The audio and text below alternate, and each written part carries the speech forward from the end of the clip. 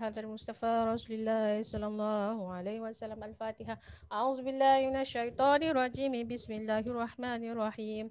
الحمد لله رب العالمين الرحمن الرحيم مالك يوم الدين. إياك نعبد وإياك نستعين. اهدنا الصراط المستقيم صراط الذين أنعمت عليهم غير المغضوب عليهم ولا الضالين. آمين. بسم الله الرحمن الرحيم. اللهم افتح علينا حكمتك وانشر علينا من خزائن برحمتك يا أرحم الراحمين. ربي زدني علما وارزقني فهما. ربي اشرح لي صدري ويسر لي أمري واحلل عقدة من لساني يفقه قولي. آمين. أحييكم بتحية الإسلام. السلام عليكم ورحمة الله تعالى وبركاته. Alhamdulillah, syukur pada Waalaikumsalam Allah SWT. warahmatullahi Allah kurnia kita kesihatan, kelapangan masa, kesudian untuk terus menuntut ilmu, untuk terus berada dalam majlis ilmu, untuk terus berada di majlis ilmu yang dipanggil sebagai taman-taman syurga, taman-taman ilmu. Semalam saya baca satu hadis, subhanallah, it elevates me lah, yang saya rasa saya nak share lah with all of you. Bila kita hidupkan diri kita, hati kita, keluarga kita, suasana kita, kehidupan kita dengan Al-Quran, dengan majlis ilmu, belajar ilmu Allah, tak kira lah ilmu, especially ilmu Al-Quran yang berkaitan dengan Al-Quran, ilmu hadis Nabi SAW. Sebenarnya kita dalam taman-taman syurga yang mana diri kita ni sangat-sangat dijadikan dijadikan sebagai contoh ataupun kebanggaan Allah SWT di sisi para malaikat. Saya selalu buat satu analogi macam ni. Waktu sekian, misalnya hari Sabtu pukul 2, pukul 3 ni, kita dah allocate masa nak belajar nak belajar lah, tak kira lah belajar ilmu Arabic especially for all of you ni, malaikat dah tunggu, memang waiting tau. Kak Jabila, Kak Cik Rohani, semualah, Cik Nita, semua yang ada kat sini, Allah memang tunggu untuk kita belajar majlis ilmu. Malaikat dah tunggu nak berduyun-duyun turun di dalam rumah ataupun dalam majlis ilmu di taman-taman syurga. Dan you tahu kan, malaikat ni adalah cahaya. Mereka ni adalah cahaya dan cahayanya akan tembusi arasy Allah SWT. Ibaratnya macam kita letakkan spotlight dalam rumah kita ni, naik ke arasy Allah SWT. Suka tak suka? Allahu Akbar. Dan siapa yang menuntut ilmu, siapa yang hidupkan diri, hatinya dan juga dirinya, keluarganya serta ahli keluarga dia dan semua yang hadir majlis ilmu ni, jangan cakap malaikat saja mohon keampunan, tapi semua makhluk yang di langit dan di bumi, masyarakat langit, masyarakat bumi, yang you nampak, yang you tak nampak, you tahu, yang tak tahu, semua sedang mendoakan you dan mohon keampunan bagi you. Especially bulan Ramadan ni, orang yang paling rugi Rasulullah SAW sebut adalah bila ditinggalkan Ramadan tapi dia tak sempat bertaubat, atau yang dia dapat hanyalah lapar dan dahaga sahaja. Hari ni you all tak dahaga. Yang lebih dahaga adalah saya. Sebab saya bercakap dari pukul 7 sampai last ni. So Alhamdulillah, kelebihan kita pun buat kelas tafsir. Jadi saya cakap sekali semua dengar, insyaAllah. Tapi saya anggap ni sebagai satu kelebihan yang Allah kurniakan. Alhamdulillah. Tak rasa haus lah bilik. Tak rasa pun, Alhamdulillah. Allah kurniakan kelebihan bila kita hadir dalam majlis ilmu, bila kita hadirkan diri kita, masa kita, keadaan diri kita, kita sediakan diri untuk majlis Allah SWT, untuk hadir di majlis ilmu SWT, Allah akan berikan kebaikan dan hasanah yang berlipat ganda, di mana semua keliling you, dari atas, bawah, tepi, tengah, semua dapat kebaikannya, semua dapat kemanfaatannya. Ibaratnya saya sebut, kalau misalnya you seorang je lah yang baca Quran, yang rajin mengaji kan, saya rata-rata saya punya student memang perempuan lah kan. Tapi dulu kalau saya mengajar kat luar, kat masjid ke apa, memang selalulah, kalau even kalau kuliah duha kat mana-mana masjid-masjid, rata-rata yang datang selalu siapa? Makcik-makcik, orang perempuan tau. Orang lelaki ni dia tak rajin sikit nak belajar agama, nak belajar menuntut ilmu. Tapi kita selalu cakap, dengan mungkin, dengan azwat kita hadirkan diri kita, kita sediakan masa kita, bukan kita saja dapat kebaikan dia, tapi seluruh ahli keluarga kita dan persekitaran kita dan environment kita dapat kebaikan di dunia dan akhirat, insyaAllah. Okay, so Alhamdulillah tu sebagai permulaan, Suzan nak berikan sedikitlah kata-kata yang baik untuk kita kongsikan. Especially semalam Ustazah ada baca satu hadis Nabi SAW. Dia kata apa? Hadis Nabi SAW yang Rasulullah sebut. Sebentar. Sekejap ada macam bunyi. Ada bunyi something tak? Do you hear any sound? Bila hari ini tadi semalam saya rujuk baliklah kitab ulumul Quran, kitab tafsir sebab hari ini saya nak ajar you all tafsir. Pagi ni saya ada buat kelas tajwid dengan tadabbur dengan my Quran classes. So bila saya baca kitab ni saya dapat satu of course dapat ilmu lah, dapat recall balik hadis-hadis Nabi sallallahu alaihi wasallam.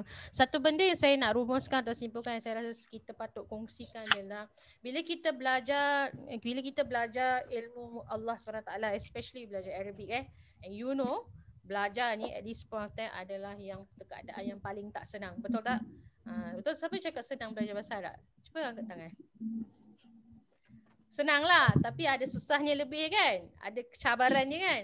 Berdengung-dengung kepala nak faham fi'il madi kan. Ulang-ulang kali saya ulang. Saya tak ada masalah dalam mengulang. Saya lagi suka kalau you tak faham, you beritahu saya. Jadi saya tahu saya perlukan kita perlu banyak latihan di situ. Jadi saya nampak cik punya struggle lah, ataupun cik punya kesudian dan kesungguhan nak belajar. Tapi mungkin kadang-kadang ada yang dengan masalah, mungkin tak cukup masa lah, ada yang sibuk dengan anak ke cucu dan sebagainya. Kita faham perkara tersebut. Tapi satu saya nak congratulate, saya nak ucapkan tahniah adalah bila you terus-terusan nak belajar ni, dia adalah satu usaha yang sangat luar biasa yang memang Allah pandang. Sebab hadis Nabi SAW Rasulullah sebut, Ahlul Quran hum ahlullahi wa khasatuh. Siapa yang belajar Al-Quran, siapa yang mengkaji Al-Quran, siapa yang interact dan hadirkan diri dalam Al-Quran, dia adalah digolongkan di kalangan Ahlul Quran. Hum ahlullah wa khasatuh. Apa makna Ahlul Quran ni? Apa ahlu? Yallah, apa makna ahlu? Keluarga. Apa dia? Keluarga. Keluarga, betul. Keluarga Allah. Okay, so bila cakap keluarga Allah nanti bunyi lain pula. Kata Allah tak ada anak, apa pula keluarga tu? Okay? Maksudnya kat situ, ahlullah tu maknanya apa tahu Kak Jamila? You adalah di antara VIPs Allah SWT. You dapat special membership. Siapa ada sini membership card kan? Bank ke, shopping ke. Saya ada membership Takashimaya. Nanti dia kasihlah message, dapat free ni lah, itulah, dapat join ni lah, join ni. Sekarang Allah dah nak cakap you nak subscribe, jadi Allah punya membership tak perlu banyak. Dia punya kunci atau the bridge itu adalah untuk jadi Ahlul Quran, iaitu orang yang mendampingi dan hiasi dirinya selalu dekat dengan Al-Quran. Bila cakap dekat dengan Al-Quran, selain you baca, you tadaburkan Al-Quran, dan antara tools ataupun alat untuk kita tadabbur Al-Quran yang hari ini kita akan sampaikan tafsir, of course, perkara yang utama sekali, tools yang paling utama adalah mempelajari bahasa Arab. So belajar bahasa Arab sekarang ni kan memang saya nampak sangat you memang rasa tak mudah, tapi yakinlah itu adalah salah satu cara untuk kita jadi VIP Allah SWT. And Imam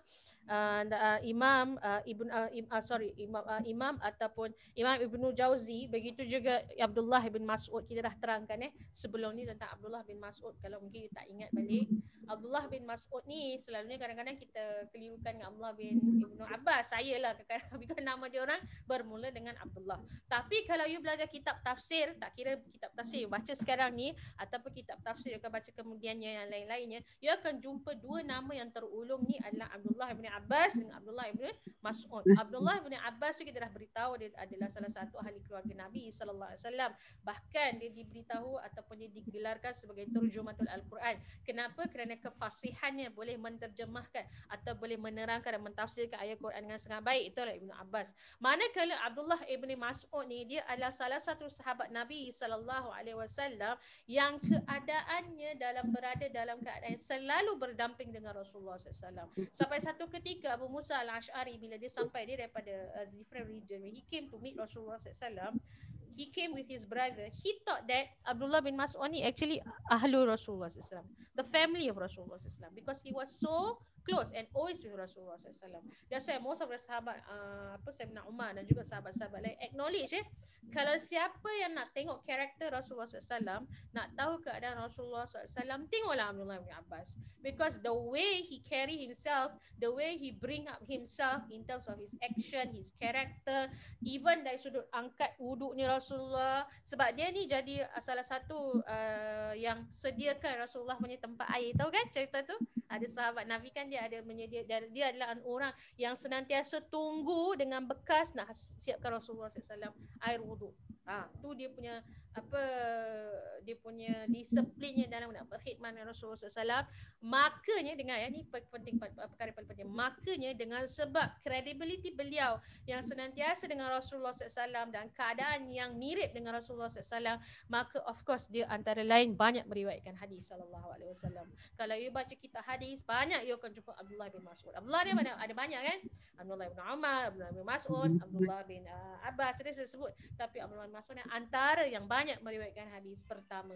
Keduanya, kita semua kebanyakan kita adalah bacaan kiraat, riwayat kiraat apa tu, kita baca riwayat Hafs, betul tak? Kiraat Asim, betul tak? Kalau you baca selasiah kiraat, you akan notice antara yang terulung ataupun antara rajahnya adalah melalui siapa? Abdullah bin Mas'ud. Betul tak betul? Selepas Rasulullah SAW, Abdullah bin Mas'ud, atau Sayyidina Ali baru jumpa dengan rawi-rawi ataupun kiraat lain. So you all memang dah belajar tajwid kan, you all boleh nampak, you kenal benda-benda ni semua. Dan sebab dia kerana apa? Kewujudan beliau ataupun keadaan beliau yang sangat dekat dengan Rasulullah SAW. Jadi kenapa saya sebut ni? Sebab apa? Bila keadaan dia yang sangat berkaliber dan sangat kredibel, makanya apa yang dia cakap tu kan dipanggil sebagai athar. Okay, so ni reminds me of a question that is Cik Sundusi ada tanya saya satu soalan. Dia tanya saya tentang satu hadis lah yang mengetengahkan tentang apa, tak silap saya alif bata betul tak Cik Sundusi? Saya just check sekali. Saya baca hari tu tentang let me just check. Betul lah tentang huruf hijaiyah, okay? Huruf hijaiyah, yes, tentang huruf hijaiyah dan maksudnya lah ada setengah daripada apa tu kat sinilah riwayat dia mencakap apa maksud alif, maksud ba. Sama juga macam orang yang setengah buku kitab atau setengah ulama yang mentafsirkan mentafsirkan Allahumma salli ala Muhammad huruful muqatta'ah dalam Al-Quran. Huruf muqatta'ah tahu ya? Alif lam mim, what does it means? Yasin, what does it means? Okay, ain sin qaf, apa maksudnya dan sebagainya. Okay, now pertama you kena faham tentang kalimah hadis sallallahu alaihi hadis. Perkara pertama sekali kena faham perkataan hadis. Ma makna hadis atau the root word? You kan dah belajar bahasa Arab. So saya tanya, hadis. Okay, sekarang saya nak tunjuk. Kita nak guna ni. Nak apply ni ilmu kita dah belajar ni. Hari ni saya punya mouse masya-Allah sangat hebat dan baik. Alright, come, let's go through. Okay. Let's see ya. Nari dia punya nari tafsirnya surah Mutaffifin bahagian yang terakhir tu ada banyak ilmunya, tapi saya nak kupas bahagian ni dahulu. Kita ambil masa cerita yang lain dulu sekejap. Boleh tak ni? Boleh. Ke tak saya cerita tak suka sedih. Boleh Ustazah. Seorang je cakap boleh, yang lain tak cakap tak boleh pun. InsyaAllah boleh. Boleh. Boleh Ustazah. Paksa tau suruh cakap boleh tau. Paksa. Sebab tak nak cik tidur. Nanti sudahlah sekarang saya cakap pukul 3 ni waktu sedang nak ngorok si tu lah. Yang tak masuk ni ngorok ke? Pula. Alright. Joking lah. Okay now. So perkataan hadis. Okay ni that's why saya cakap belajar bahasa Arab ni insya-Allah tak rugi. Sebab you boleh gunakan semua ilmu ni dalam apa saja cabang ilmu agama. Dan saya suka nak share dengan you bezanya kita orang Islam dengan agama ahli samawi yang terdahulu adalah kemampuan kita dan kebolehan kita dan juga apa tau kata-kata the access ataupun the easy access for you to understand the deen, ataupun kemampuan kita ataupun mudah untuk kita, ataupun bukan mudah, maksudnya kita boleh untuk faham agama macam ni. Kalau you tengok kitab-kitab samawi terdahulu ataupun orang-orang ahli soleh daripada kitab samawi terdahulu, atau you tengok sekarang pula kitab Taurat dengan kitab Injil atau kitab Bible untuk orang, siapa yang faham the book of God tu? Siapa yang faham, saya tanya? Who can understand that word or the book? Who? Ataupun the experts who can understand the book. First the language is not the same correct or not? Ya. Kalau kitab misalnya Injil kan, contohlah kitab Bible kan, bahasa asalnya bahasa apa? Latin. Semua orang boleh faham ke? Gini, maksudnya orang awam tu saya tengah fikir apa perkataannya Afwan. Orang awam boleh faham tak konten dalam kitab Greek yang asal? Jangan cakap in translation sebab in translation tu banyak yang mungkin dah berubah-ubah. boleh tak orang awam faham perkara tersebut? Persentajnya jarang yang boleh faham.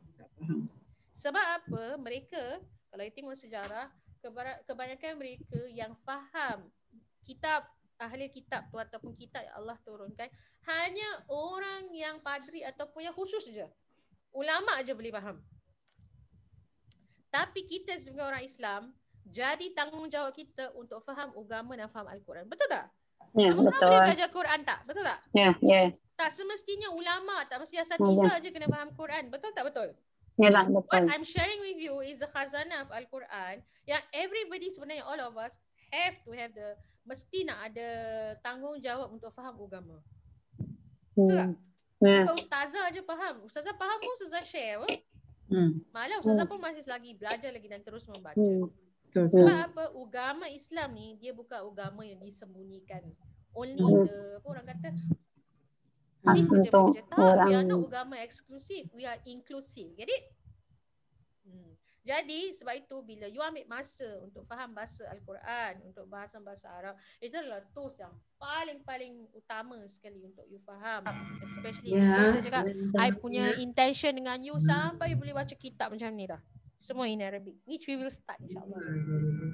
I will give you all the preview next week. Macam mana? Ya, Minta Maya. Yes, Cik Mina. Yes. Suara yang jauh-jauh, Cik Mina tak dengar ya. Tak dengar? Suara saya jauh ke? Ini betul, ini kuat ya. Yang lain pun sama ke? Okay. Kalau Only okay. clear, loud and clear. Okay, Loud and clear. Cik Mina just test you punya, tengok you punya audio. Because kalau the rest pun tak dengar suara saya, maknanya saya punya mikrofon kan? Maksudnya dia kadang-kadang dia jauh dengan mikrofon tu tak. Suara saya hilang-hilang ke? Jadi yang kadang dia jauh-jauh kan. Okay. Oh, saya jauh-jauh. Okay lah, saya dekat. Okay, bagus. Okay, Alhamdulillah. So sekarang saya tanya satu soalan tadi. Perkataan hadis, jauh nak cerita hadis sekejap. Inilah hadis sebenarnya. Ini contoh hadis saya cerita. Apa root word perkataan hadis? Hadasa. Hadasa. Apa makna hadasa? Cuba buka dictionary tengok perkataan hadasa. Ya, ambil handphone, Google sikit. Hadasa is bercakap, is it? Conversation. Lagi, ada lagi. Narrative. Conversation. Narrative, very good. Siapa cakap narrative tu? Kak Mila. Kak Milah. Bagus, Alhamdulillah. Kak Milah. Lagi, lain. Hadasa. Come, let's go through. What's the meaning of hadis? Baru. Baru. Lagi, bagus. Lagi. Speech. Tak dengar sayang? Speech. Speech. Okay, let's go through What's the meaning of hadasa? Ustazah, saya baru nak type. Makcik dah jawab dah. Kan, ada yang jawab. Ustazah, saya baru nak type hadasa. Tapi ada yang dah jawab. Alhamdulillah. Itu gunanya antaranya kita untuk menghafal mufradat. Sebab sekarang saya dah nak gunakan ilmu awak dah menghafal tu untuk kita praktikkan dalam bacaan insyaAllah ataupun dalam kita pengajian. So come, let's go through here. Sorry. Okay, you boleh buka. Saya kasih masa ni. I nak you pergi cari. Buka Quran, buka Al-Ma'ani, type perkataan hadasa. Apa makna hadasa? You notice perkataan hadasa here? Nampak tak? Nampak tak makna hadasa banyak? So kalau makna asas dah hadasa tu banyak, bukankah makna hadis pun termasuk perkataan tu? Okay, sebab all perkataan starts from the logatan, from the linguistic point of view. But kita syar'an kan, kita lihat dia dari sudut perspektif ilmu tersebut. Itu yang kita faham. Hadis tu hadis Nabi. Sebelum faham perkataan hadis Nabi, kena faham perkataan hadasa dulu. Hadasa maknanya innovation, all this lah. Junior, come to existence, come to pass. You can speech and all this lah. Useful, fact. Come over. Maknanya dia ada makna yang berbagai. Nampak tak? Hadasa. Go on, happen, always pass. So, bila kita cakap tentang perkataan hadasa, maka hadis tu bermaksud, okay, kalau menurut ilmu hadis, okay, suatu hadis ni dia ada dia ada interpretation yang khas bagi ahli hadis dan juga bagi ahli fikih. Faham ni? Saya ulang lagi sekali. Kerana perkataan hadasa tadi ada makna yang berbeza-beza, maka interpretasi ataupun cara pemahaman perkataan hadis ni berbeza dari sudut ulama fiqh, ulama hadis, bahkan ulama Quran dan juga ulama bahasa. Faham ni? Jadi jangan salah menyalahkan. Kena faham konteksnya. That's the word. Konteks bahasa tu untuk yang mana perkataan tersebut. Faham? Jadi kalau kita lihat, kalau because Cik Sunji tanya saya tentang kataan status hadis tersebut, maka saya boleh cakap macam ni. Kalau kita lihat daripada sudut perspektif bahasa ataupun perspektif ahli hadis tentang perkataan hadis tersebut, hadis ni dia ada lagi satu perkataan sinonimnya atau muradifnya adalah sunnah. Yes? Yes. Yes. Sunnah tu maknanya semua yang berkaitan dengan Nabi alaihi salatu wasalam, sama ada mulai percakapan, perbuatan yang Rasulullah diamkan ataupun yang Rasulullah ijma' sukuti ataupun Rasulullah zahirkan. Rasulullah say yes or no, walaupun without words. He just diam. Sometimes Rasulullah dia nak give some rulings to some things, he don't say, he don't comment. Because sometimes when you say no comment speaks louder than you say something. Correct? Because Rasulullah, remember, Rasulullah's words is a form of hukum, sumber hukum. Jadi kalau Rasulullah mengiyakan, nanti dia akan menyukarkan. Malah kalau Rasulullah mendiamkan, Rasulullah cakap menidakkan pun akan menyukarkan. So on some occasion Rasulullah akan diam. Clear?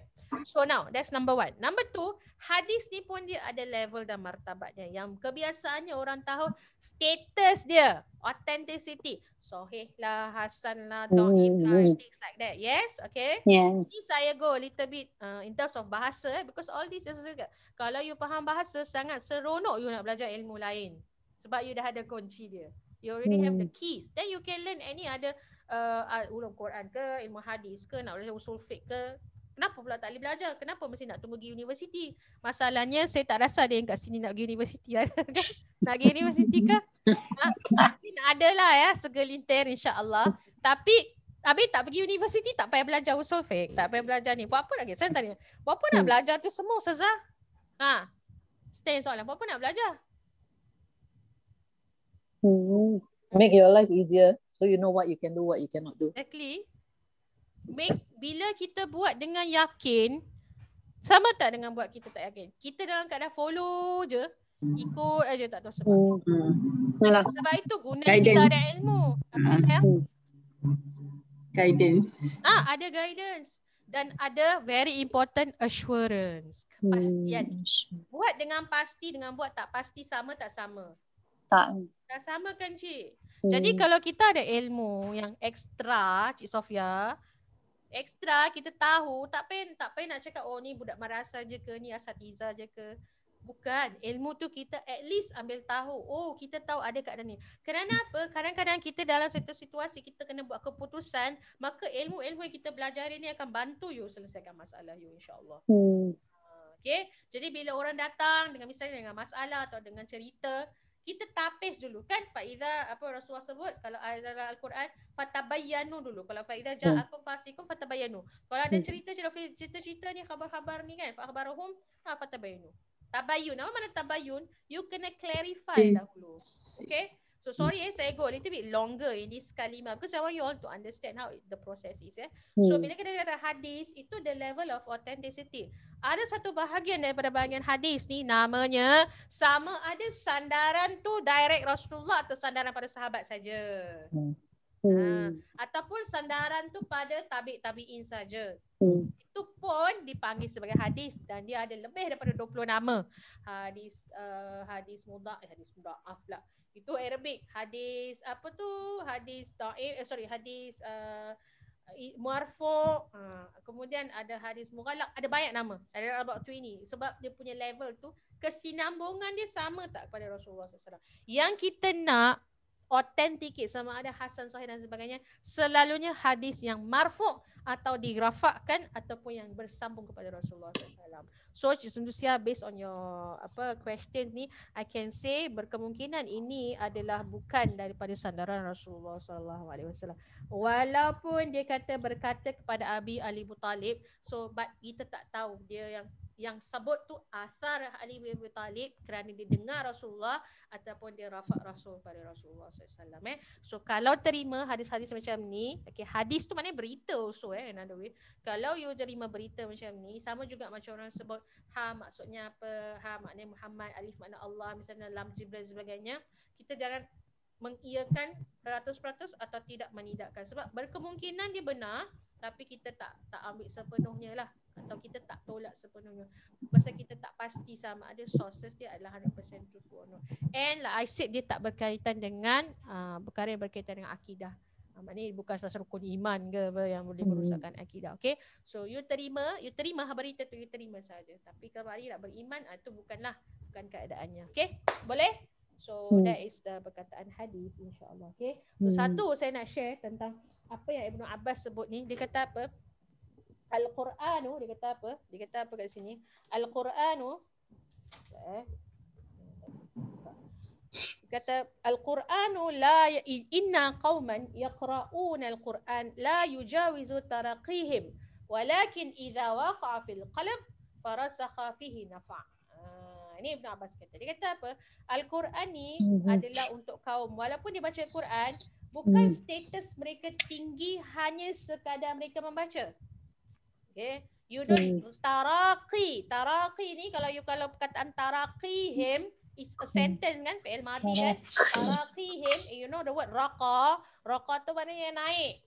Ibn Abbas kata la taraqihim, bukan dia yujawiz, dan bukan status dia melambung-lambung naik atau status dia elevate, alright, bukan sekadar dia membaca, bahkan idza waqa'a fil qalb, but sekiranya dia akan elevate the status, akan naik status, akan naiklah, in another word dia iman, bila dia maksudkan hadirkan hati bila dia baca Al-Quran.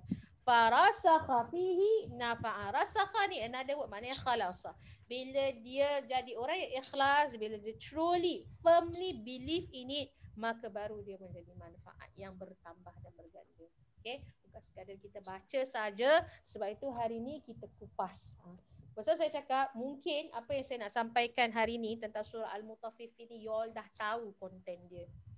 Dah tahu dah, takkan tak tahu cerita pasal orang kafir dengan orang Islam. Obviously dah tahu, dari awal saya dah cerita. Saya ambil 4 session untuk faham ni, 4 kali. Kenapa? Sebab dalam surah Al-Mutaffifin ni, subhanallah, cantiknya dia punya susunan. Pada awalnya Allah cerita tentang kecelakaan orang munafifin. Betul tak? Allah kutuk orang mutaffifin. Allah cerita macam mana karakter, macam mana keadaan mereka yang betul-betul yang Allah tak suka dan Allah murka. Bahagian kedua kita terangkan macam mana Allah bagi kebaikan, Allah balas apa? Allah balas Allah balaslah apa kesilapan. No, 2 part, sorry. The first 2 parts kita cerita deep mana long cerita tentang karakter orang-orang yang mutaffif, orang-orang yang jahat ni lah dengan dia punya karakter dia. Bahagian ketiga last session tu saya terangkan macam mana Allah beri pembalasan pada orang yang tidak berbuat demikian, yang jaga hati dia, jaga diri dia, jaga kehidupan dia dan jadi orang yang muqarrabun. Kan kita cerita pasal orang muqarrabun, kalau you tengok dalam kitab muka surat 119, macam mana yashhadul muqarrabun, apa yang Allah berikan mereka jadi orang illiyin. Ingat tak last week kita cerita pasal orang illiyin? Apa beza orang illiyin dengan orang yang sebaliknya? Okay, so orang yang diberikan naim, all this Allah sebut, and we said illiyin, naim ni adalah sirah mubalaghah. Beza dengan orang sijin, correct. Apa sijin? Sijin tu macam neraka, sijin tu nama neraka, penjara. So orang yang dalam keadaan sijin, macam mana karakter dia. And you tengok last kali bahagian keempat kita akan kupas hari ni adalah tentang orang yang dipanggil sebagai orang yang dua keadaan ni Allah tunjukkan in combination ataupun in comparison. Orang yang pada dunia dia bersenang lenang, dia mengutuk dan dia juga buat perkara yang tak elok pada orang yang beriman, berubah in comparison kerana diejekkan dia tu dia dapat balasan. Dalam yang ini yang kat dunia dia sengsara, Allah kasih pembalasan yang sebaliknya. Point is, ayat yang terakhir ni ataupun perenggan yang terakhir nak menunjukkan bukti kekuasaan Allah SWT. Dan tak ada pun satu dalam dunia ni yang Allah siapkan, walaupun dalam keadaan kesusahan, keterpaksaan atau dengan cabaran, benda tu sia-sia. Tidak ada yang sia-sia di sisi Allah SWT. Ni selalu saya ingat diri saya. Kalau Allah jadikan sesuatu, walaupun kita buat dengan kadar kemampuan manusia kita, mungkin kan kalau kita buat sesuatu tu di luar apa yang kita nak, ibaratnya macam hari tu saya dapat satu soalan very interesting. Dia tanya gini, this girl is she's 15 or 16 Dia tanya susah-susah. Kalau kita kan kena beriman dengan qadar, dia kata. Lepas tu, kalaulah semua benda Allah dah kula syai'in qadarnahu taqdiran. Masa kebetulan waktu ni kita tengah tafsir, kita tengah cerita tentang ayat wa kula syai'in qadarnahu taqdiran. Semua benda Allah dah takdirkan. Habis tu kenapa pula ada dosa pahala? Macam mana? Jawab dah. Kula syai'in qadarnahu taqdira. Lepas tu dalam satu ayat katalah maka sabat soalan yang mata sabat. Kau dapat apa yang kau buat. Wala taziru wazratun wizra ukhra. Tak ada benda yang sia-sia, tak ada sekelumit pun Allah lihat, Allah tak lihat, Allah tak pandang. Habis dah cakap semua benda kula syai'in qadarnahu taqdira. Lepas tu kadang innallaha ala kulli syai'in qadir. Semuanya Allah dah tetapkan. Macam opposite kan cik ayat tu. Kan? Satu cakap Allah dah tetapkan, satu kata kita kena buat sesuatu. Habis macam mana nak jawab soalan tu? Macamnya nak mudahkan hati kita dan minda kita supaya tenang. Jangan confused dengan ayat-ayat ni. Apa nak jawab? Oh, you sendiri ada jawab, ada pernah terfikir tak soalan macam tu? Allah give us brain for us to think. So you have to think, you know, you have this info, how are you going to do it? It's like, it's in your hand now. So if you think you want to go heaven, then you do in accordance with what Allah teaches you lah. But if you think you don't want to think about that side now, then you face the consequences lah. True. Alhamdulillah. Good. So but your point is saying that it's you, it's akal. Habis, wa kullu syai'in qadarnahu taqdira, macam mana nak mediate these two ayat? Confused lah kan? Opposite pula tu Cik Mina. Macam mana? Jawab. Kok Aisyah tidak besar dia tanya Nenek Nina. Nenek Nina. Kata these children are very smart. They ask you a very interesting question. How you want to answer? It's not about how you, I mean, it's not whether you're right or wrong in answering the question, but how we can elevate their iman. How can we not make ourselves confused? Because dah cakap semua ayat Quran tu betul. Betul tak?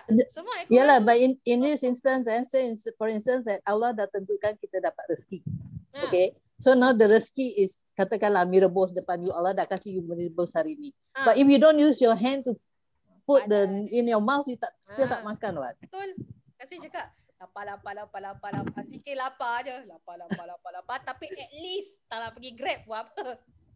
Betul tak Kak Jamila? Very good. Thank you so much for sharing. Anyone else want to share your thoughts? Share lah. Ni dah pukul 3:30 ni, tahulah nak ngantuk dah. Cik Sofia, silakan. Allah tu maha pengasih penyayang kan. Betul. Jadi mungkin kita sangka baik apa yang Allah bagi, itulah yang Allah akan bagi kita. Betul. Macam gitu. Betul. Boleh juga. Pasal ikut apa yang kita sangka lah. Betul. Indah Zanna Abdi B. It's one of my favorite. Good. Correct. Very good. Anything else? Ada yang nak share? Bawa dah sibuk nak buat kuih raya. Kuih raya. Dah kena lockdown, tak boleh kuih raya. Dah lockdown dulu kan. My brother kata Kak dah tak ada raya tau. Aku dah beli baju raya, kau cakap tak ada raya. Kau seorang ada raya. Kita dah semangat nak jalan raya ni. Cik Nita buat kuih. Lalu dia kata tak jalan raya. Kau pergilah jalan raya. Anyways, Alhamdulillah. Okay, mungkin jawapan yang boleh saya kongsikan adalah demikian. So kalau you notice kenapa saya tanyakan dan kenapa ada sahabat yang cerita tentang hadis Nabi. Inilah cara kita nak faham Al-Quran. You cannot just understand Quran just on one line je. Literally that meaning tak boleh cik. Sebab itu you kena ada penguasaan bahasa pertama. Kedua, you mesti faham ada parts of Quran. Quran ni dia saling lengkap melengkapi tau. Dan juga bukan sahaja lengkap melengkapi, kuat menguatkan. Ada ayat ni dan juga ayat ni untuk kuat menguatkan. Sebab tu tadi nampak tak? Pertama surah Mutaffifin, dua bahagian yang pertama, kita dah bagi 4 kan? Dua bahagian pertama cerita pasal buruk orang Mutaffifin. Sebab memang cerita ayat ni adalah tentang orang yang celaka. Wail. Wail, you know in English we call it wail. You know wailing. You know what's wailing? Wailing and crying, is it the same? Nah. Wailing is macam kan? Betul lah? Correct me if I'm wrong. It's a wail. Bahasa Melayu pun wail. Orang Hindu panggil wail. Tahu wail tak? Thai Pusam orang wail. Saya pernah nampak kat mana kat Johor lah masa saya belajar kat Marsa that time. I really witness how they did. You know tak wail tu? Pernah dengar orang buat wail waktu Thai Pusam? Pernah dengar. Orang yang waktu kalau sekarang saya tak tahulah kat Singapore, I've never seen it. But this time I tengok macam masa kat Malaysia was many times ago. Orang yang agama Hindu ni waktu Thai Pusam kalau dia nak buat wail tu upacara dia orang cocokkan apa tu? Cocokkan besi ataupun needles lah on their body as a form of sacrifice lah to their Tuhan, which we don't have that. They call it macam self-inflicted. Even agama Kristian, sama ada agama Hindu and other man-made agama, they do this. Dia kesebat diri dia lah, dia tu. Sebab apa dia nak konon macam yang those who actually yang buat tu, dia kena puasa for certain amount, dia kena reach a level spiritual yang luar biasa lah. Macam gitulah dia punya kepercayaan. Kita mana nak macam tu. Nak jadi orang baik, kita semua boleh jadi orang baik. Diorang tak ada, selected few je boleh orang baik. Eksklusif nah. Kan saya cakap tadi, kita orang Islam, semua benda, semua orang inklusif. Selagi you nak faham agama, semua jadi orang soleh. Tak perlu ustaz-ustaz, tak perlu nak ulama. Kalau memang orang soleh, Allah pilih you ahli syurga, semua masyarakat langit bumi dia doakan you. Tapi mereka yang bukan non-Muslim ni, diorang ada pemikiran, okey, dia ni orang yang sebulungan je boleh jadi orang padri, ada priest lah atau orang yang segelintir ni jadi golongan wili. Dan mereka perlu berjalan dalam keadaan yang sangat menyakiti, sakit. So isteri dia nanti kena joget-joget lah kat depan dia tu. So, kira nak kasih dia menurun lah, waliyazubillah. Kita bukan macam ya. I never witnessed this in Singapore. Atau orang buat tak operation tu. But I remember I had this view. I think I was in Johor, tak pernah nampak. And dia kena berdarah tau, macam kena buat. Kita kau nasib, memang kita bukan orang yang bukan Allah perintahkan dalam keadaan macam tu. You kalau nak bertaubat, you minta maaf dengan Allah SWT, bukan dalam keadaan macam tu. Yes. So dia kata apa, kalau orang yang celaka ni, apa saya cerita Will, oh pasal Wail, celaka lah perangai dia. Mana ada orang buat macam tu kan. So dua perangai yang pertama tu Allah ceritakan tentang kecelakaan orang yang mutafifin. Orang yang amanah dalam bahasa senangnya. Orang yang letakkan bukan pada haknya. Mutafifin maknanya mencuri dalam timbangan. And we shape bila mencuri tu bukan mencuri tak semestinya orang yang buat bisnes saja. Kita sebagai orang yang buat keadaan kerja dan sebagainya, kita kena amanah dengan kerja kita, betul tak? Kemudian Allah terangkan dengan jelas orang-orang yang Allah siapkan neraka untuk mereka.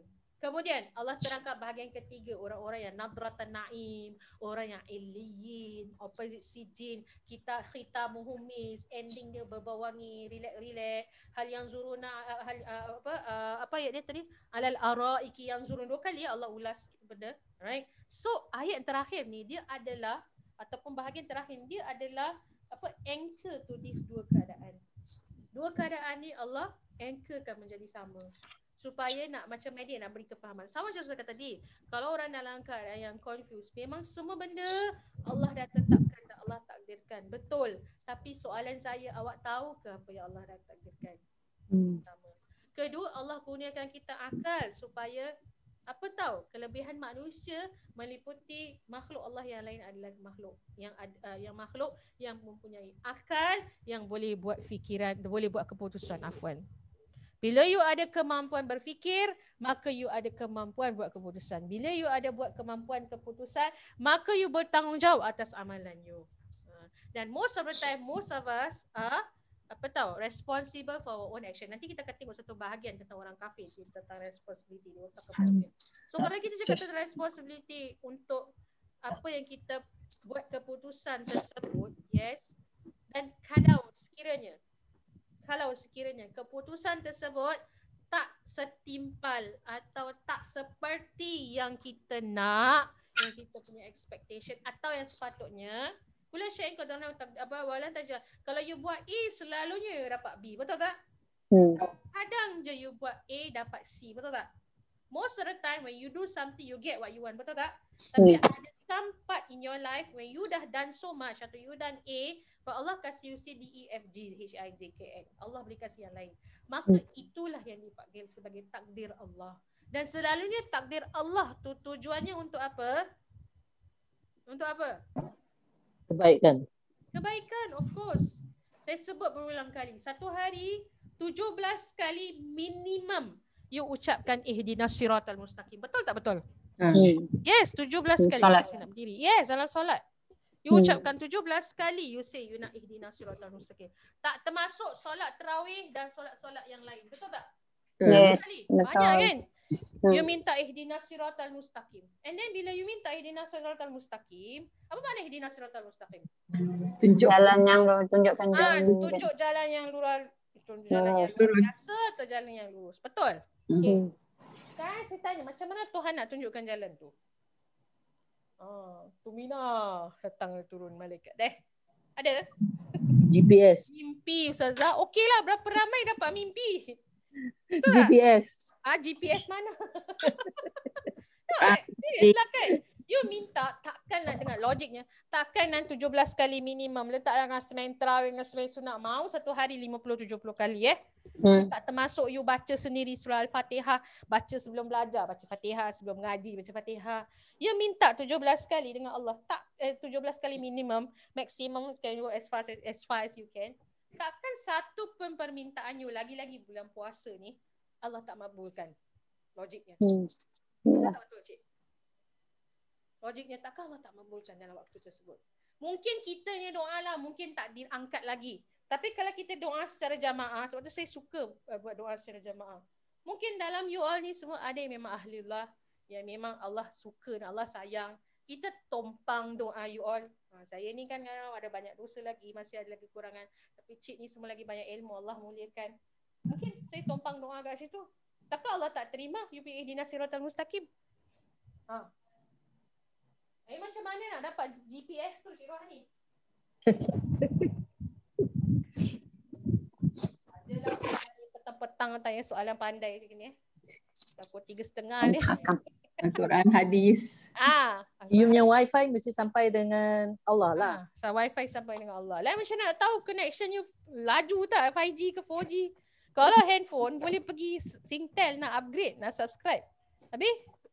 Kita amalan sendiri. Masih buat amal ibadah banyak lah. Betul. Selalu mengingati Allah lah. Betul, tak ada jawapan yang lain. Selalu ingat dengan Allah SWT. Kedua, macam mana nak dapat tu signal adalah melalui Al-Quran. Kerana Allah jawab jawapan kita melalui pembacaan Al-Quran. Lagi kalau boleh tadabbur, kenalan Islam tu luar biasa. Kerana Allah datangkan orang beritahu kita. Sebab tu kita ulama kan, especially ulama sufi, dia paling suka kalau orang kutuk dia, bahasa kasarnya. Dia paling suka orang kutuk. Sebab apa? Orang puji kita kembang je. Kembang naik dah. Lupa diri lah. Kita ni kan macam baking powder. Macam kembang je. Dia cakap something je, dia kuncup balik. Bagus. Sebab tu kerana apa? Bila kita kuncup, kita ingat yang kita ni makhluk Allah SWT. Yang layak nak mengembang tu Allahu Akbar. Kan kita belajar perkataan Akbar, isim tafdil. Betul tak betul? Isim tafdil kan? Jadi you kembang kuncup balik. Bagus. Jadi you ingat Allah SWT. Kadang-kadang melalui manusia. Kadang-kadang melalui pembacaan Al-Quran. Kadang-kadang melalui signal yang lain-lain. Mungkin daripada apa tahu paling penting sekali yang kita perlu lihat dari sudut ujian dan cabaran hidup you. Itu tak best nak dengar lah cik. Kan nak cakap tadi dah plan. Kemudian Allah ubahkannya mesti. Otherwise, maka itu adalah apa dia? Itu dah mungkin signal daripada Allah SWT. Saya tak rasa mungkin. Saya lihatlah rata-rata ulama, kalau kita baca dalam kitab lah, boleh katakan most of them say there is a signal from Allah SWT. Although they rephrase it differently, but it's actually a form of Allah tegur sebagai tanda sayang. Kan kita share last session, kalau you sayang anak you, takkan you sayang aja kan? Mainlah, loncat lah. Nah, kita marah kan? Marah kan, ada masa suara tinggi dan sebagainya. Jadi kalau Allah tu masih menegur, maknanya Allah masih sayang. Okay? So that being said, maka kita lihat ayat yang bahagian yang terakhir ni, surah Al-Mutaffifin ni, dia adalah nak melihat keseimbangan antara ataupun nak lihat balasan, benefit ataupun reward yang tertimpal. Sebab dekat dunia ni tak ada, mungkin dia tak adil. Banyak benda mungkin dia tak adil lah. Mungkin. Okay, sebenarnya adil je if you see that, if you put your mind to see in an adil way. But sometimes kita tak boleh nampak. Tapi senang gini. Kalau ke akhirat tu semua benda tu adil sama. Memang Allah bagi tu sesuai dengan apa yang kita dah usahakan. Okay, malah Allah tambah lagi. Okay, so dia kata apa? Innal ladhina ajramu kanu minal ladhina amanu yadhakun. Soalan saya, ajramu fi'il apa? Ajamu. Madi No, bukan madi. Apa? Fi'il madi. Hah? Ajramu fi'il madi. Ajramu. Macam mana nak Madi. tahu dia fi'il madi? Tengok belakang dia. Wow. Betul. Ingat tak fi'il madi tengok mana? Belakang. Fi'il Kan. mudhari depan belakang. Fi'il amar belakang je. Sedap dengan cerita tertiba ke tak soalan itulah dia. Kita nak fast can do this. Madi. Fi'il madi dengan fi'il amar atau fi'il mudhari. Kemudian you tengok perkataan yadhakun. Yadhakun. Mudhari. Yadhakun. Very good. Fi'il mudhari. Damir? Damir. Hum. Tak ada suara. Tak reti. Ajramu fi'il apa? Madi. Damir? Ajramu. Rumah. Damir home juga. Damir home. Sekarang ada 2 home. Betul tak? Ya. Apa khabar? Baru nampak Cik Ati tadi. Ada 2 home. Betul tak? Ya. Ajramu dengan yadhakun. Okay, kita tengah baca surah Mutaffifin ayat 20. So ajramu kita ada home, 1 home ajramu, 1 home yadhaku. Soalan saya, innal ladzina ajramu kanu. Okay, wait. Ajramu apa mana ajramu? What's the meaning first? Ajramu. Orang yang durhaka. Right, orang yang derhaka. Lagi dalam one fi'il. I miss. Anyone can spot for me? Power tak ada. Selain daripada yadhakun, ada 1 fi'il dalam ayat tersebut. Kanu. Okay, kanu is a fi'il but we leave it. Okay. Kanu has a different function. Which one? Amanu. Amanu. Amanu, very good. Apa? Amanu. Orang yang beriman. Orang yang beriman. Very good. Okay. Domir apa? Hum juga. Soalan saya, yadhaku tu milik siapa? Ada kata semua mereka dah tu. Mana? Ayat 29 sayang. 29. Innal ladzina ajramu kanu minal ladzina amanu yadhakun. Yelah tadi benda ni tak nak keluar. Nanti nak betul cerita tak? ni tak dapat. Al-ladzina pun ajramu. Al-ladzina pun, betul tak? Ya. Okay. Kanu pun home. Amanu yang home. Sekarang soalan saya, Ya, hakun. yadhakun tu milik siapa? Orang beriman Orang beriman ke orang yang amanu. Orang yang beriman. confused dah. Orang-orang yang beriman. Okay. Sekejap sebelum saya jawab. Oh, okey. Untuk orang yang derhaka. Okay, Cik Jamila sebut orang yang derhaka. Sebelum saya jawab soalan tu, saya ulang lagi sekali sebab ada yang tak nampak. Kat sini nampak tak? Ada 3 soalan, ada 3 home kat sini. In fact ada 4. Ajramu home correct? Correct. Amanu pun home mereka. So ajramu and amanu, one is orang jahat, mana seorang baik lah. Ajramu orang yang pendosa, right? Mereka orang pendosa. Amanu adalah orang beriman. Betul tak? Ya. Yadhakun tu milik siapa? Yadhakun. Yadhakun tu milik siapa? Orang beriman. Okay, now. Sebab itu, bila awak baca ayat ni, dari sudut verb dia, atau dari sudut i'rab dia, you faham lah yang macam tadi saya explain tu kan. Jadi, bila you baca ayat ni, you kena faham maknanya sayang. Sebab tu saya sebut berulang kali, kalau you belajar Arabic, not only you have to know the i'rab ataupun dia punya function in terms of dia punya positioning dia dan sebagainya, tapi you kena juga tengok kesesuaian maknanya. Maka you tengok Ustazah move kat bawah ayat 29 ni, dia adalah pada ayat 34. Fal yawmal ladzina amanu minal kufari yadhakun. Nampak tak? Opposite tak ada perkataan yadhakun kat situ. Okay, I think I show on the screen. View macam tak nampak gitu. Saya tunjuk kat screen lah. 34. Will it be better if I show on the screen if you can see? Yes, please. Yes. Sorry. Because you know kelas tafsir kadang tak tengok. Okay, come. Ya.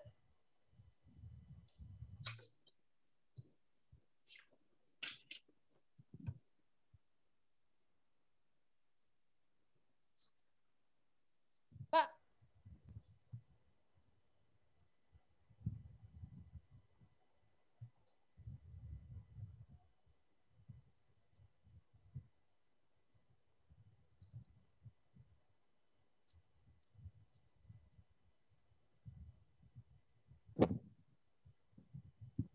Okay.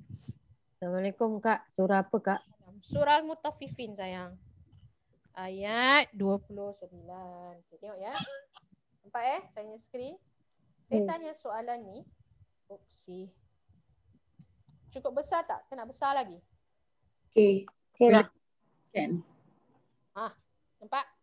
Okay. Sebab ada screen kecil kan? Okay. Tengok ayat ni. Kan saya cakap tadi surah ni dia adalah nak mediate tu keadaan. Okay. Ni nampak surah ni. Allahu Akbar. 1, 2 dengan ni. 2. Nampak? Yeah, you see the word yadhakun ya? Yeah. Saya tanya yadhakun ni milik siapa? Orang derhaka. Orang yang ajramu. Sebab dia gunakan domir home, tak cerita pun siapa orang dia. Dah lah confuse pula tu. Sebab tu saya kata selain daripada you kenal dia punya verb. Kalau you cakap sekadar yadhakun begitu saja, you faham mereka yang ketawa. Siapa yang mereka yang ketawa? Siapakah yang bahagia dengan ketawa tersebut? Kenapa kita cakap pasal ketawa? Ada sebab. Kenapa yang yadhakun ni fi'il mudhari' dalam keadaan yang ketawa tu.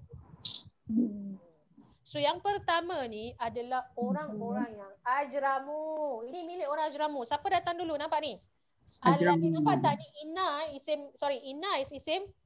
Harfu inna kan? Harfu taukid kan Nazmin kan? Nazmin. Ini adalah allazina amanu ni adalah mubtada'nya. Allazina ajramu.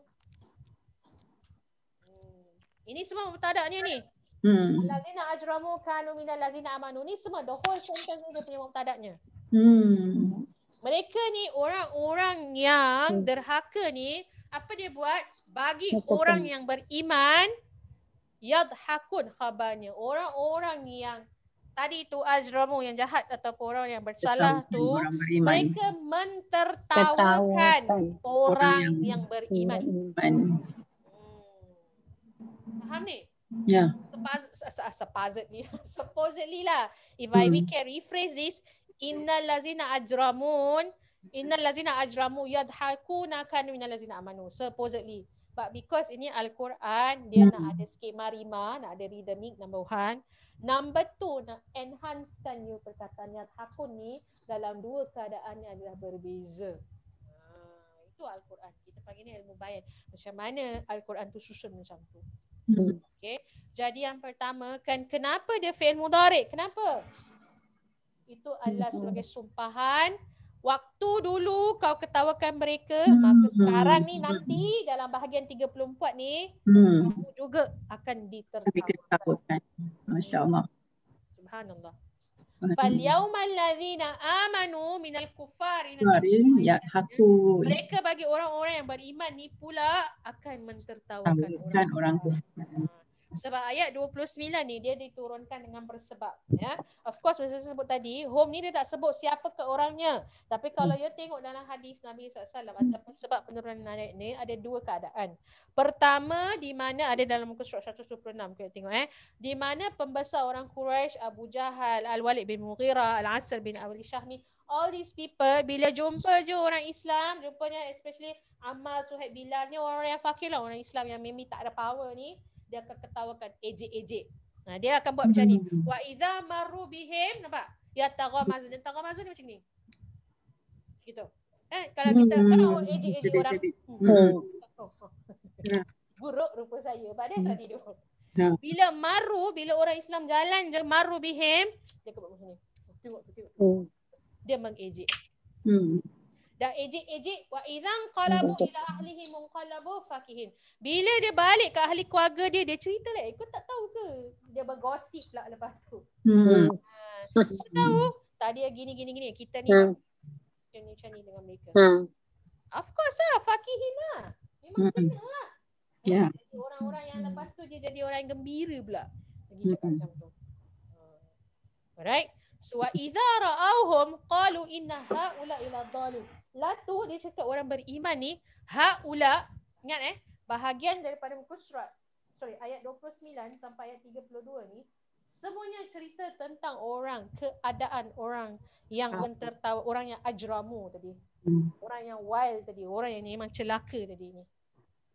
Dan situasi kedua sama ada Abu Jahal dan dengan kuncu-kuncunya buat sama. Kemudian Sayyidina Ali pun kena sekali bila orang-orang yang datang ketawa ejek-ejek. Apa macam faham je bahawa agama ni macam betul je dah lah yang join semua orang-orang orang miskin, orang tak ada power, you know, like you nothing. The one who follows Islam at that point of time semua orang-orang yang tertindas, so tak ada value lah in their eyes. Jadi dia ejek-ejek kata orang Mazun, bila balik dia cerita pula, dia gosip pula dengan ahli keluarga dia. Dia kata apa? Wa idza ra'awhum qalu inna haula. Lah ni semua selesai. Tak apa entah sembah ni Kaabah sembah ikut ni Muhammad, sembah apa Allah, kita kan ada macam ni. Dia pula cakap orang Islam dalun. Orang Islam yang sesat. Okay? Allah balas balik, Allah kata wa ma ursilu alaihim hafizin. Wa ma ursilu alaihim hafizin. Dan wa ma kat sini jadi apa? Apa makna ma kat sini? I tahu you belajar maknanya apa, betul tak? Ya. Dan kan? Dan tapi apa? ni kita akan belajar lah lepas ni lah, bila you belajar fi'il mudhari' nanti. Bila kita masuk dengan fi'il mudhari', ni kita boleh panggil sebagai maknanya tidak. Remember I said there are some words, some kalimah, some haraf, dia ada multiple meaning, like la and ma, you know, it has multiple meanings depending on the sentence. That's why I said, although you know Iraqnya setengah perkataan, ada kala you perlu tahu mufradatnya, you perlu tahu kesesuaian. Nampak tak, semua ilmu yang kita belajar tu dia sangat berkesinambungan. Very important. Dan tidaklah Allah kata ursil, Allah tak turunkan mereka. Allah tak turunkan mereka kat dunia ni, ataupun Allah tak turunkan mereka, Allah tak bagi mereka ni, ataupun apa tu, Allah tak lantik. Ursilu ni maknanya kan rasul kan, maknanya Allah tak send them as a messenger. Allah tak lantik mereka, Allah tak jadikan mereka ni untuk jadi hafizin. Apa makna hafizin? Pemelihara. Dia pula nak jaga orang Islam. Seolah-olah macam orang Islam tu yang mesti macam dia ni, kenapa tahu? Sebab apa? Dalam keadaan mereka mentertawakan orang Islam ni, buat menjuling-juling mata macam tu, pergi ketawa-ketawa, all this, itu semua bukan karakter. Maknanya you don't judge them. Don't judge orang Islam and their action. Sebab supposedly you should judge yourself. That is one of the message there. Allah tak ciptakan you, turunkan you pergi kepo pasal orang. Betul tak? Kepo lah, kepo pasal apa? Kepo pergi cerita pasal orang, tidak. Malah kita ni sebenarnya kena check amalan kita sebenarnya, in other word, this message. Dan kita orang Islam, kalau nama orang Islam, bukan kita bukan dalam keadaan kepo nak beritahu pasal orang, tidak. Dia beza tau cik, kepo dengan nasihat. Faham tak cik? Kepo, faham kepo? Kepo ni dia pandang orangnya keburukan dengan niat nak mengejek dan menghinakan orang tersebut.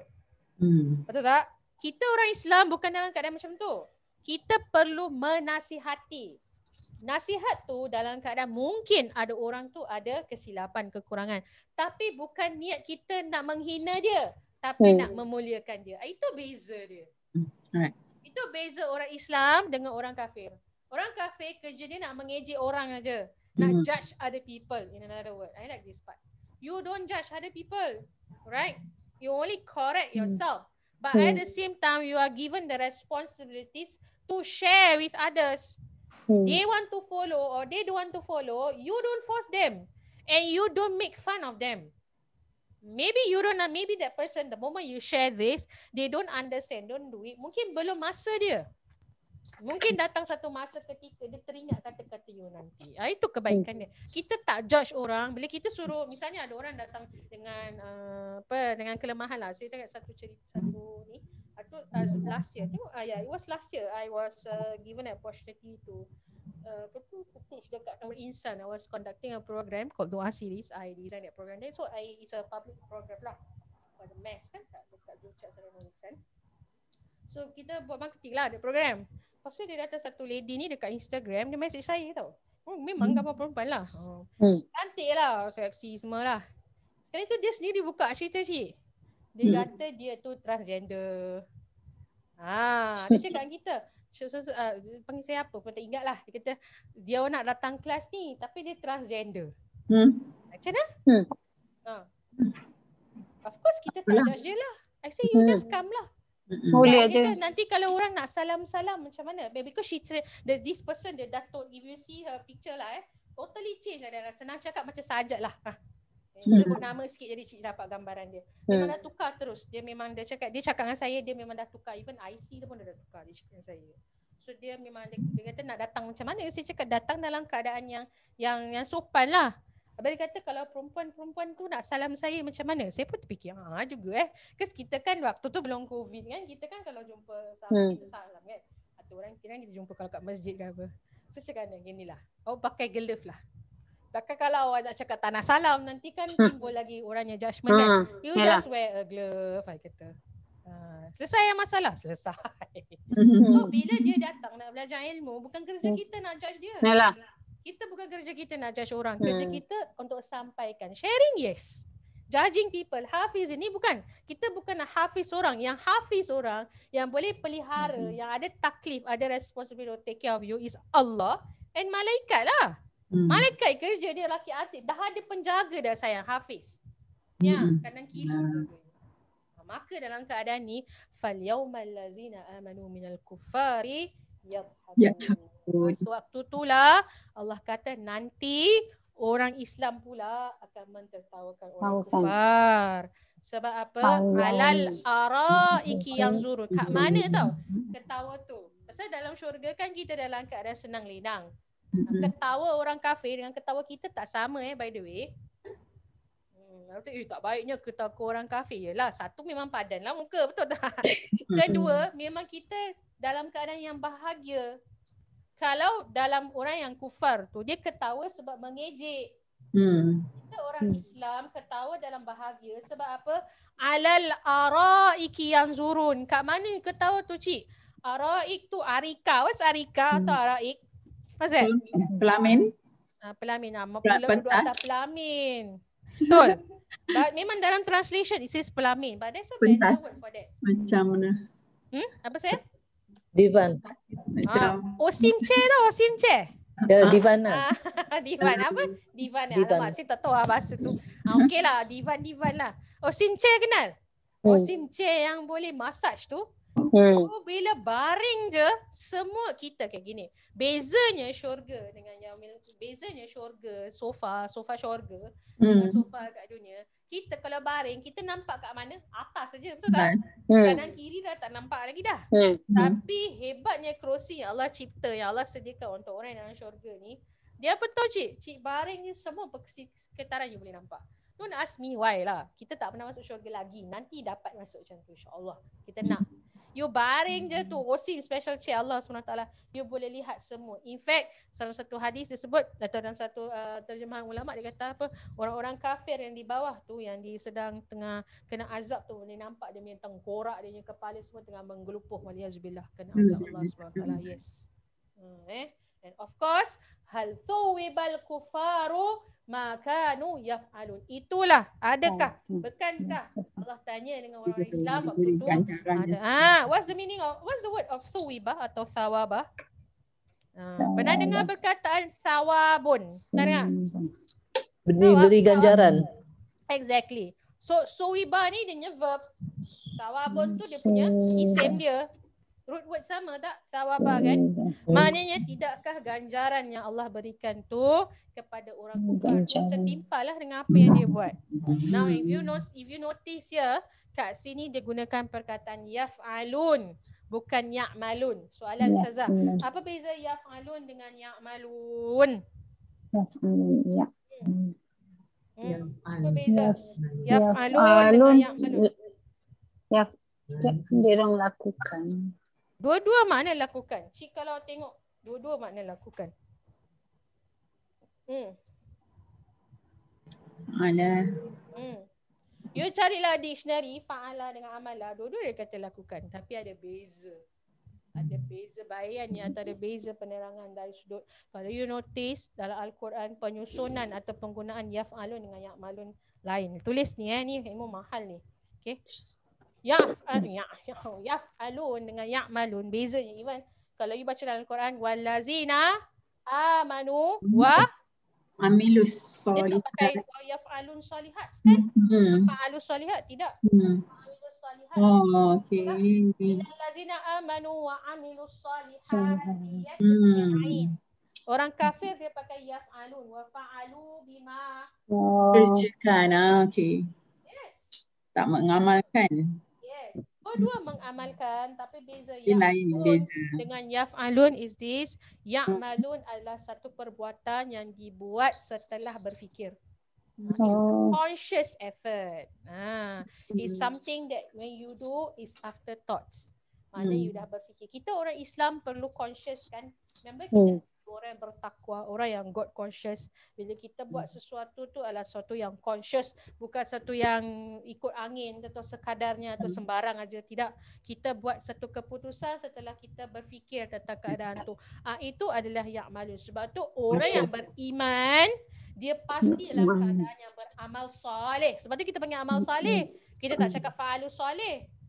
Yes. Sebab orang yang nak buat amal soleh dia mesti berfikir dulu. Kadang-kadang, bukan kadang-kadang lah, selalu saya teringat satu quotes ni daripada one of the kitab that I read. Dia kata apa? Kalau kita buat baik, kalau kita buat baik, orang balas baik, maka tu sama-sama happy lah, betul tak? Hadiah tu tak? Kita buat baik, orang balas baik, kita happy kan? Tapi bila kita buat baik, kalau kita buat baik pada keadaan orang yang buat jahat dengan kita, alright? Itu adalah apa? Itu adalah sunnah Nabi sallallahu alaihi wasallam. Saya ulang Kalau you buat baik, balas baik tu biasa. Ada lah, kan? Maknanya you do good, you get good things Correct? Tapi kalau you do good to bad people, that is sunnah Nabi sallallahu alaihi wasallam. Sebab Nabi dalam keadaan yang walaupun orang buat jahat dan tu saya teringat tu kan, pasti insaf lah. Baca insaf betul Itu sunnah Nabi. Kalau sunnah Nabi kita tak nampak. Bila orang buat keburukan dengan kita, alhamdulillah lah misalnya orang buat keburukan, tapi kita tak balas keburukan tersebut, tapi kita malah gandakan kebaikan tersebut. Itu adalah sunnah Nabi. Itu adalah a form of dakwah. Itu adalah satu form kita nak suppress kitanya hawa nafsu. Sebab kebiasaan kitanya reaction kalau orang buat tak baik dengan kita, kita nak jadi apa? Marah lah, nak balas, geram lah, dendam lah.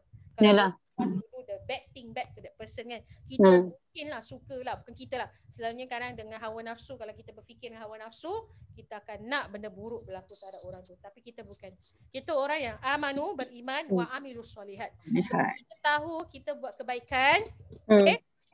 After much thoughts and after much consideration, with such a firm belief that when we do good things, kita tahu bukan semestinya orang balas baik dengan kita. Betul tak Cik Mina? Yalah.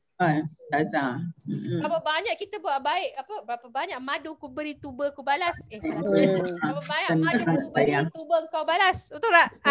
Maka cara buat baik-baik pun orang tak pandang. Yang buruk juga dia nak cakap. Ya tak? Biasa Nak aku cerita tapi nanti dia cakap yang tak nampak, yang buruk je yang highlight. It's adi, it's normal. That's life. For orang yang kalau tak ingat, orang yang beriman dia akan rasa okay, tak apa, kita buat baik bukan untuk manusia, kita buat baik untuk siapa? Untuk Khalik. Kita buat kerana Allah dan kita nak buat kerana keikhlasan. So tu namanya pun surah Ikhlas. Kenapa kita memang paling penting sekali orang yang muttaqin, antara ciri-ciri orang muqarrabun. Kalau dibaca kan before this kita cerita orang yang dapat illiyin adalah dia khalis bila dia beriman pada Allah SWT dan dia buat dalam keadaan conscious dan berfikir amilus solihat tu bukan di dunia tapi dia nak Allah yang terima, Allah yang pandang. Inilah dia balasan dia yang Allah bagi. Antaranya alal araiki yanzurun, 2 kali Allah sebut dalam surah alal araiki yanzurun. Ada dekat ayat 19 ayat 17 pun ada Allah sebut. Kemudian ada dapat apa? Khitamuhum mis, dapat macam-macam, dapat apa? Rahiqim maktum, ta'rifu fi wujuhihim nadratan naim, muka bercahaya anis semua kita nak. Okay, orang yang tergelap illiyin yang saya dah explain hari itu, maka ini adalah kesusahan yang Allah ini adalah kenikmatan yang Allah balas lepas kesusahan yang mereka terpaksa lalui masa di dunia lagi. Sebab correct me if I'm wrong, kadang-kadang tak senang nak jadi orang baik. Kita nak jadi orang baik ni pertama sekali kita kena battle, nak kena perang dengan siapa? Dengan diri sendiri. Sebab kita biasa kalau nak buat baik, kita pun expect orang buat baik dengan kita, ya tak ya? Kita nak ikhlaskan diri, kita buat amal saleh kerana Allah Ta'ala yang pertama. Kedua, kalau dalam keadaan mungkin diuji, didatangkan dengan orang yang mungkin, orang bahasa saya, mencekik darah kau, yang sakitkan hati, kita ingat kita buat kerana Allah. Alright? Dan sebab apa? Allah akan bagi ganjaran bukan saja kat dunia, tapi dan bukan instan ni waktu yang kita nak, tapi Allah bagi sesuai pada masanya. Dan biasanya Allah dah janji, atau bukan biasa, memang sudah pasti Allah janji Allah akan balas di yaumil qiyamah nanti dengan yang tadi kita sebut. Mudah-mudahan kita dalam golongan orang-orang, bukan mudah-mudahan, kita doa, saya tak nak mudah-mudahan, kita doa Allah masukkan kita dalam golongan orang yang muqarrabun, orang yang illiyin, orang-orang yang muttaqin, orang saleh, orang-orang yang memang Allah pandang usahanya kat dunia bukan sia-sia. Sebab seperti mana yang Allah sebut dalam surah Al-Dukhan, "Zuq innaka antal azizul hakim." Maka Allah kata, rasailah, nikmatilah apa yang Allah dah siapkan ni dekat syurga, sebab dengan azab susah payah kamu di dunia. You kena grind you punya heart, soul, your physical, everything. Tapi bila kat dunia, bila kat akhirat, Allah akan balas dengan sebaik-baik ganjaran, insya-Allah. Okay, so itu saja untuk hari ini, insya-Allah. Jadi minggu hadapan we still have one more lesson before we have a Hari Raya break, okay? Number one, nanti when we come back for our tafsir class, we will continue surah Insyiqaq. Ni surah pun surah dahsyat ni. Pergi cerita semua, cerita hari kiamat dah. Memang kita nak lah. Bila kita bergembira, sibuk dengan dunia, kadang-kadang kita kena ingat balik benda ni pasti-pasti akan berlaku. Satu benda orang alim kata apa? Benda dalam hidup ni ada kepastian, you boleh buat pilihan. Tapi satu benda you tak boleh pilih. Apa dia you tak boleh pilih? Satu hari tak boleh pilih. Mati lah. Matilah apa Cik Don. Apa yang boleh pilih tak nak mati? Semua benda lain boleh pilih. Tak nak datang kelas boleh, nak tidur boleh, nak bangun boleh, nak pergi pasar boleh, nak buat kuih boleh, semua boleh pilih Cik. Nak marah boleh, tak nak marah. Tapi satu benda you tak boleh pilih. Semua orang mesti nak. Betul tak? Dan kalau you mati, bila dalam keadaan mati dan you tak ada pilihan, dan bila you dalam keadaan dah mati, apa lagi yang you nak bawa kecuali amal soleh you. Okay?